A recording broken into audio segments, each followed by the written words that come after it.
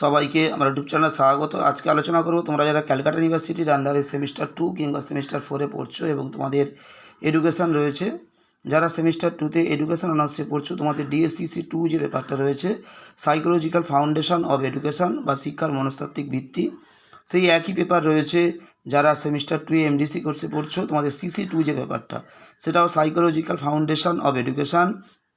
এবং যারা সেমিস্টার 4-এ পড়ছো, তোমাদের মাইনরে এডুকেশান রয়েছে, অর্থাৎ MN2 যে তোমাদের পেপারটা রয়েছে, এটাও কিন্তু সাইকোলজিক্যাল ফাউন্ডেশন অফ এডুকেশান।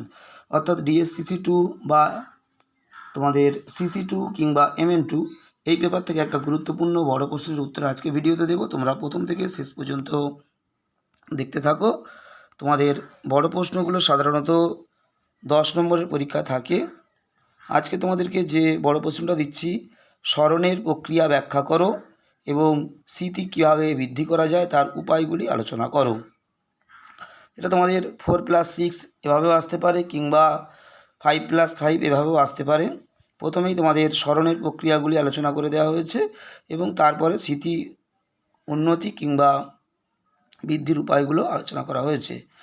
তোমাদের সাইকোলজিক্যাল ফাউন্ডেশন অব এডুকেশান থেকে তোমাদের 10 নম্বরের মোট 4টে প্রশ্ন দেওয়া থাকে, 3টের উত্তর লিখতে হয় এবং 5 নম্বরের প্রশ্ন তোমাদের 6টা থাকে, 5টার উত্তর লিখতে হয় এবং 2 নম্বরের প্রশ্ন তোমাদের 10টার উত্তর লিখতে হয়।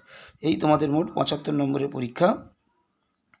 তোমাদের এখান থেকে আরও বেশ কিছু গুরুত্বপূর্ণ প্রশ্নের উত্তর কন্টিনিউ চ্যানেলে পরীক্ষার আগে পর্যন্ত আপলোড হবে। তোমরা যারা প্রথমবার দেখছো অবশ্যই সাবস্ক্রাইব করে দিও।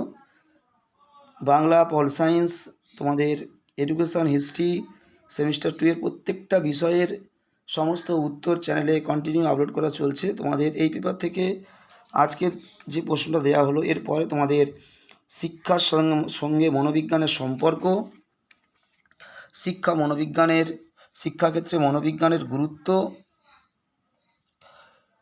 কোহলবার্গের নৈতিক বিকাশের তত্ত্ব, ভাইগটস্কির সামাজিক নির্মিতিবাদ, গিলফোর্ডের বুদ্ধির তত্ত্বটির ব্যাখ্যা, বুদ্ধির অভিক্ষা কী, এর শ্রেণীবিভাগ এবং উপযোগিতা, বিস্মৃতি কী এবং বিস্মৃতির কারণগুলো আলোচনা করো, পিঁয়াজের প্রজ্ঞামূলক বিকাশ তত্ত্ব এবং এর শিক্ষাগত তাৎপর্য আলোচনা করো।